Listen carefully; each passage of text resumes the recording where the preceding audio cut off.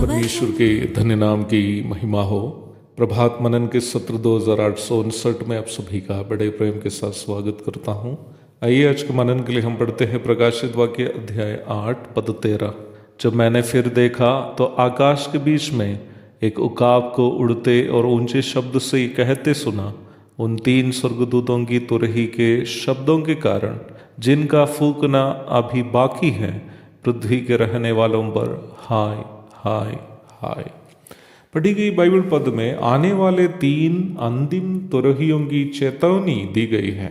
संपूर्ण बाइबल में न्याय करने के संबंध में परमेश्वर का एक खास स्वभाव को आप देख सकते हैं। वो यह है कि जब भी परमेश्वर मनुष्य का न्याय करता हो तो उसके पूर्व आने वाला न्याय की चेतावनी वह देता है।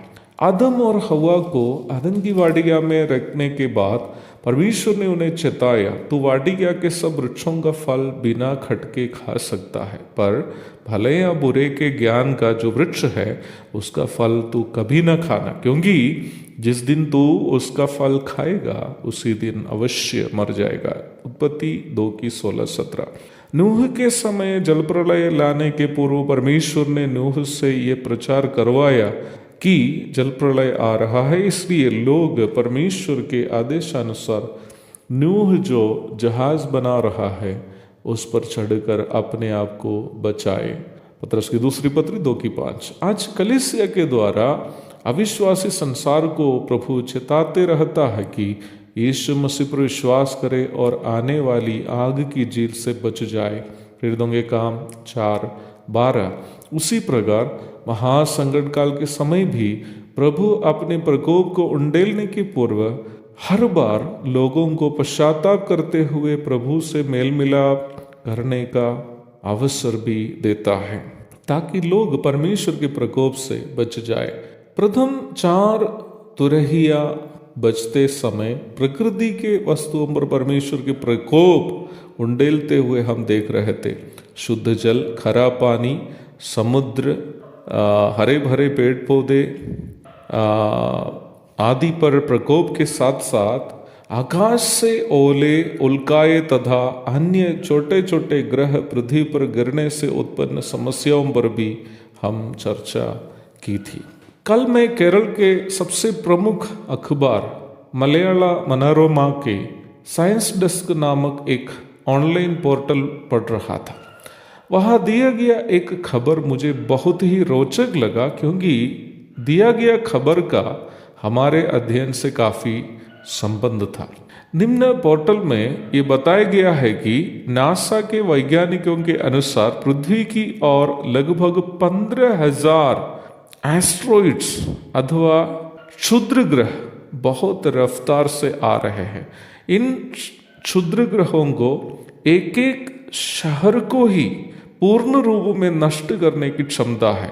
इन क्षुद्र ग्रहों में से एक का नाम है YR4 और ये YR4 संभवतः 2032 में पृथ्वी के किसी हिस्से में गिरने वाला है। एक एक शहर को बर्बाद करने की क्षमता रखने के कारण इन क्षुद्र ग्रहों को नासा के वैज्ञानिक सिटी किलर्स भी कहते हैं। इसकी खोज किए गए वैज्ञानिकों में से एक कहता है कि इन क्षुद्र ग्रहों के बारे में सोचते सोचते उनको यहाँ तक नींद भी नहीं आ रही है। आसन्न भावी में होने वाली इन भयानक घटनाओं के बारे में यदि किसी के मन में भय नहीं हो तो वो केवल अज्ञानता के कारण ही हैं। परमेश्वर का वचन आसन्न भावी में होने वाले एक भयानक समय, महासंकट काल के बारे में पहले ही से बाइबल के द्वारा पाठकों को चेता रहा है। प्रारंभ में पढ़ी गई पद में अंतिम 3 तुरहिया बजने की चेतावनी को हम देखते हैं। इन तुरहिया बजने पर पृथ्वी के रहने वालों को बहुत कष्ट होने वाले हैं। यह सूचित किए गए पृथ्वी के रहने वाले महासंकट काल के समय में पृथ्वी पर रहने वाले लोगों को जो संसार से प्रेम करते हैं सूचित करता है। बाइबल बहुत ही स्पष्ट रूप में कहती है कि संसार से प्रेम करना एक फंदा है, इट्स ए ट्रैप, क्योंकि संसार और संसार की चीजें नाश होने वाले हैं। इसलिए हर वो व्यक्ति संसार के सुखों के लिए जीवन बिताता है, अंत में पछताएगा। संसार में सुख सुविधाओं में जीने के लिए दूसरों का हक को छीनकर और दूसरों को नुकसान पहुंचाकर जो भी कमाता है वे सभी एक दिन अवश्य रोएगा और दांत पीसेंगे निराशा के साथ। लगभग 1 सप्ताह के पूर्व कटिहार के हमारे चिल्ड्रंस होम के ऑफिस में मुझे मिलने के लिए एक पास्टर साथ में एक नेत्रहीन महिला को और उनके बच्चे को लेकर आया। महिला के बेटे को हमारे चिल्ड्रंस होम में रखने की इरादा से वो महिला मेरे पास आई थी। उसके आंखों में देखते समय मुझे लगा कि वह जन्म से अंधी नहीं थी, इसलिए मैंने पूछा कि वो कैसे अंधी हो गई है। उन्होंने मुझसे कहा कि उसके पिताजी और उनके भाई के बीच में, अर्थात पिताजी के भाई के बीच में जमीन संबंधित बातों में झगड़े होते थे। पिताजी के भाई चाहता था कि अपने भाई की जमीन भी वो अपना कर सके।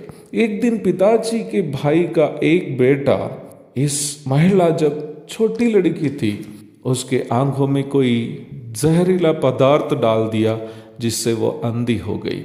एक जिज्ञासा के कारण मैंने उस महिला से आगे पूछा कि क्या आपके चाचा और उनके परिवार अभी कुशल मंगल है?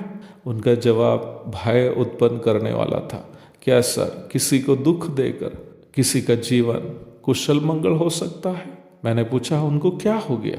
चाचा तो कोढ़ी होकर मरा, चाची कैंसर से, और उनका बेटा जो मेरी आंखों में जहर डाली थी, उनकी पत्नी नदी में डूब के मर गई, और वे दोनों का एक बेटा है, वह जन्म से अंधा है। जब महिला बोली ये बात, मेरे कमरे में खामोशी छा गई थी। प्यारो, बुराई करने से अपने आप को बचाए रखिए।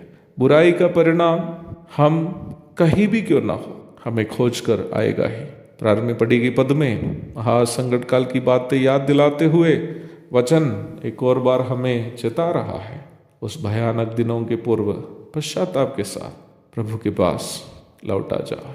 प्रभु से मेल मिलाप कीजिए ताकि शांति और आनंद का जीवन आपका हो। एक और शुभ दिन की धन्य कामनाओं के साथ आज का मनन में यह समाप्त करता। प्रभु आप सबको आशीष दे। आमीन।